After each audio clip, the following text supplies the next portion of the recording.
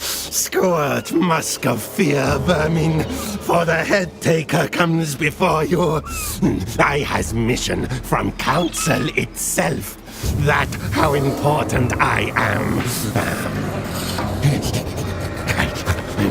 Southlands under attack from elf things. Clan Moors sent to kill elf things and find warpstone. Warpstone essential. Elf things come from Sea Fortress. In time, we'll take that too. Good base for quick, maybe. Yes? Introduce yourself to our viewers, our listeners, and then we can start talking about the new game. Okay, I'm Mark Sinclair and I work as a campaign designer on Total War Warhammer 2. Alright, so maybe before we start you can just give a little, a brief setup of how the story is set up in this in this world. How does it start, especially from the Skaven perspective, of course? Yeah, so Warhammer 2 is a sequel to 1, obviously, and it's got 4 new playable races. So the Skaven, who you're playing as today, also the High Elves and the Dark Elves, and the Lizard Men. So each race is fighting over the Vortex, which is, you've seen a big blue siphon that is featured in Ulthuan, which is where the High Elves live. The Skaven in particular are trying to take control of it and destabilize it and use it for their own nefarious means. So I won't go into the exact details of what they're trying to do, because the movies that play throughout the game will kind of explain that. But suffice to say, they're an evil race, so what they're trying to do is not good, essentially. And regarding the warp stones, which have been featured in the intro movie, can you just explain those again, please? Yeah, so warp stone is what the Skaven use in the tabletop. That's their sort of currency in the lore. So they're trying to collect that, and each race has their own favoured ritual currency. So warp stone is Skaven's ritual currency. So they need to collect that, and then as the bar at the top of the screen, as you saw, fills up, they can perform a ritual. And what that means is that's one step closer for them to take control of the Vortex. Maybe you can give some examples of these rituals, because they sound, at least what I saw so far, really, really interesting. So you start a ritual and there'll be a cutscene that shows the ritual sites that have been chosen, so settlements that you own that you need to defend, and then it'll pan to the Vortex showing you kind of influencing that. And then for a duration of 10 turns, you need to defend those sites. There'll be all kinds of incursions. So at the start of the game, Chaos Armies will spawn and try and capture those cities. But also the other races involved in this fight for the Vortex are going to be attacking you. You also saw you can send what we call intervention armies.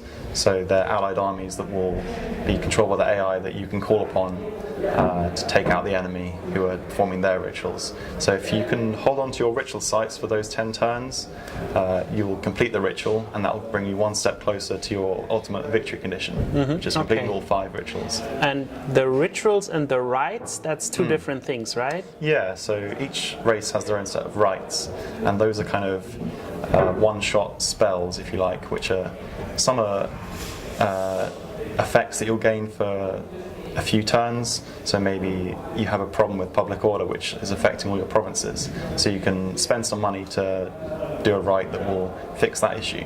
But Skaven, as you saw, have 2 really special rites which will actually summon heroes which have a kind of one-shot ability.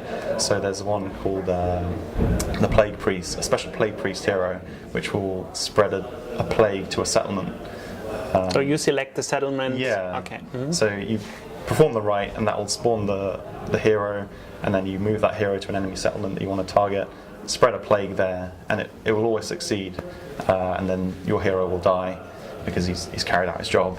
And then that settlement will be infected, and then any armies within that region, there's a chance of that spreading to them. And then if that army fights another army, it can spread. It's like and the it can, flu yeah, in a way. exactly, and it can really spread across the campaign map and cause havoc. Right, so they're really great fun. And the other thing which was mentioned in the introduction presentation was some kind of a special engineer who has the ability to like take down whole cities. I mean, that sounds crazy. That's another one that goes alongside the Plague Priest, so a special warlock engineer, and he can cause an earthquake which causes just a huge amount of damage, but it will damage the buildings and downgrade the settlement, so lowering the level of the settlement.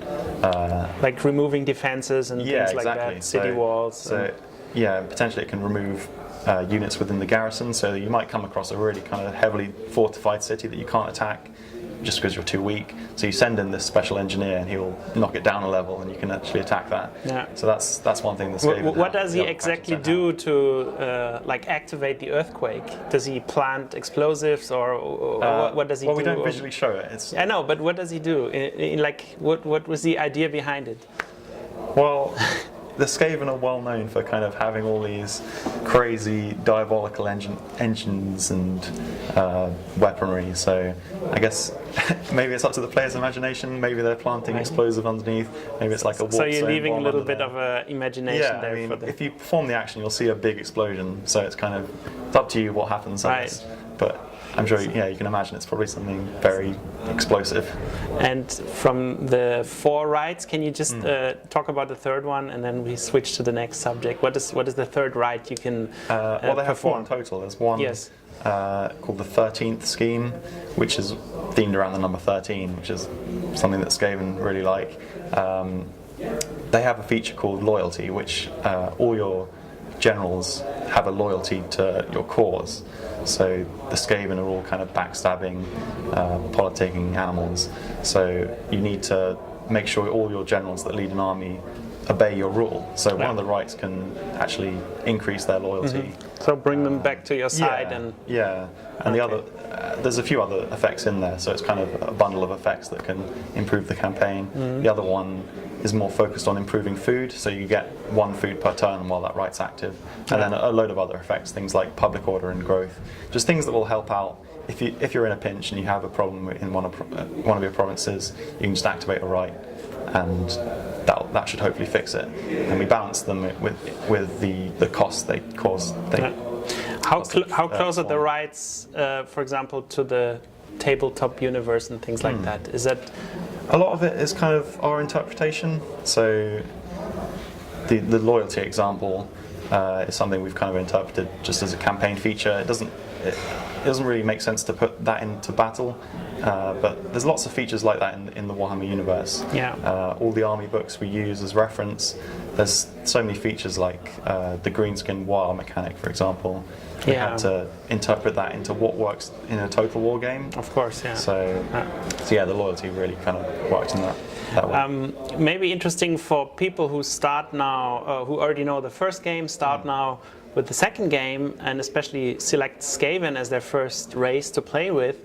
What is this setup on the map? Like, where are the Skaven and where are the other factions? Like, to get an idea for people. The map is kind of an equivalent of the real world, so you'll have North America and South America, Africa, and then Ulthuan is kind of a floating island, so it's sort of Atlantis, so it's kind of in the middle of the Atlantic Ocean. So those are the 4 continents in the map, and each race starts in one of those. But also each race is divided up into 2 factions, so actually you can start in 8 different positions. So the Skaven, as an example, can start in, there's one Queek Head Taker who starts in Africa, but there's actually a secondary one called Lord Skrolk, and he starts down in Lustria, so the equivalent of South America. So where the main lizard men are, he's actually hidden down there. So if you're playing as the lizard men, as the presentation mentioned, Skaven are all hidden, so you won't actually see that secondary legendary lord unless you play as him. Or you could attack that ruin and he might pop out.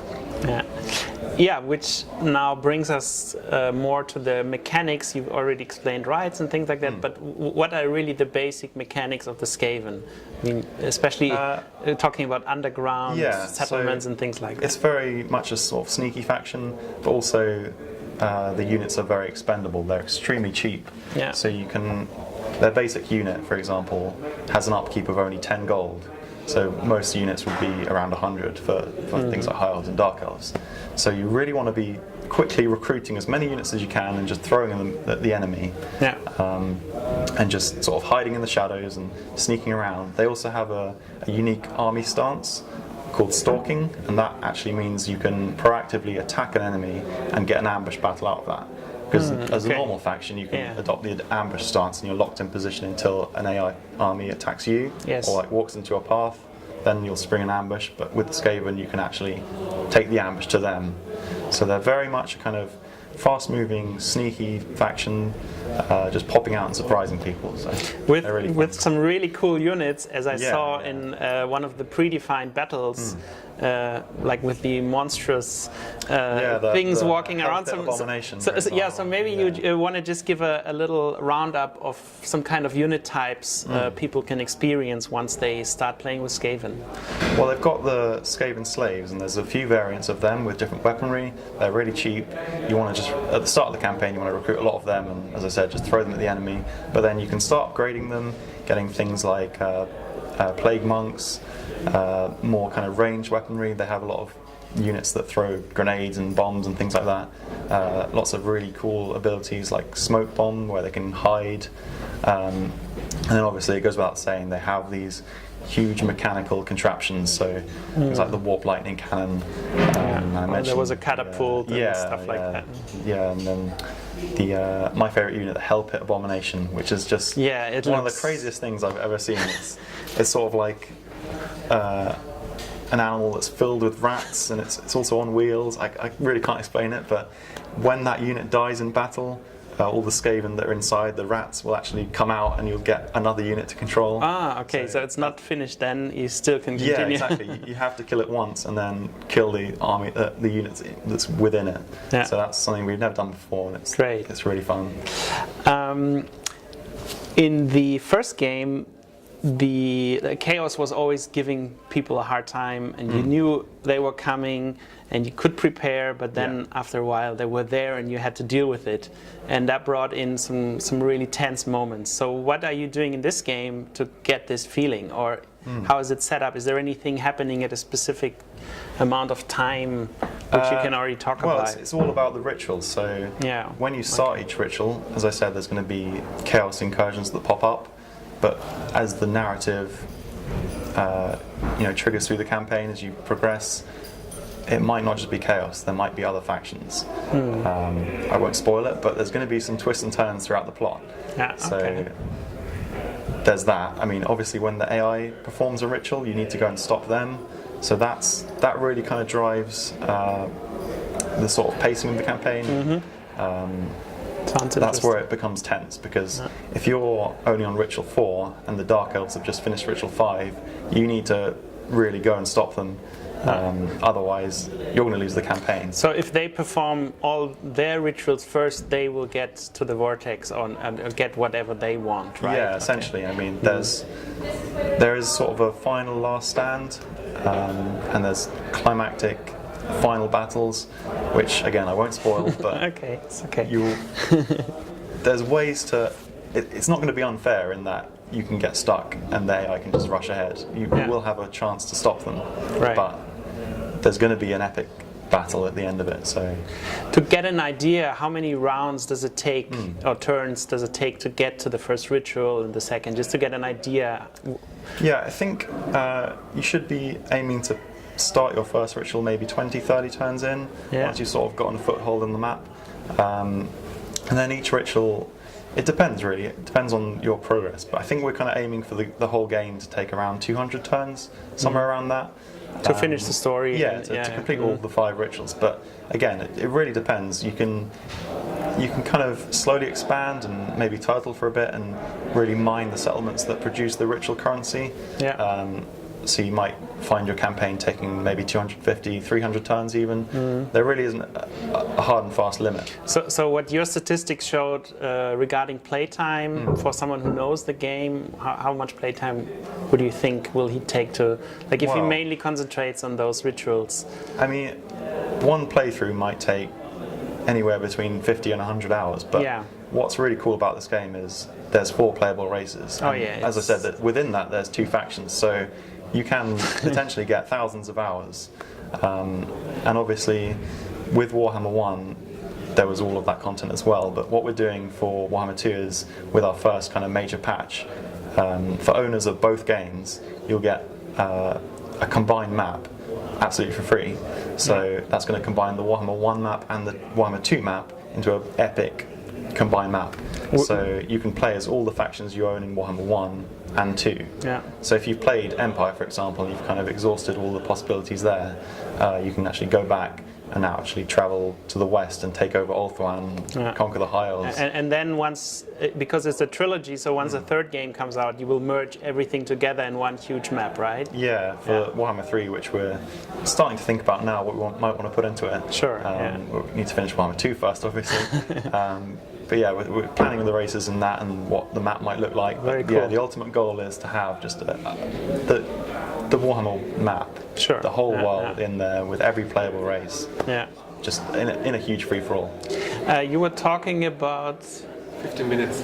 already over. Oh, okay. Last question to you. You were talking about during the presentation. It was talked about the new elements which ease the game for players who haven't played it. What are those elements which haven't been in the first game? Yeah, so we've had a lot of feedback from Warhammer 1, we've watched a lot of people play it, so we know kind of where people are struggling, where new players don't quite grasp some concepts. So we've really worked hard to overhaul certain elements of the UI, so things like the events system, so when you're playing through the game and events pop in on the drop down on the right, we've reworked the UI there.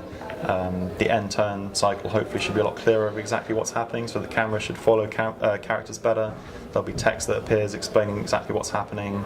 It seemed very polished already. Like yeah, I mean that's really what we've kind of been driving for, because we've got a really good base with Warhammer 1, but we know there's little bits in there that just need some fine tweaking that we can really address in Warhammer 2. Fantastic. I'm really excited about when it's coming. Yeah. All right. Thanks to you.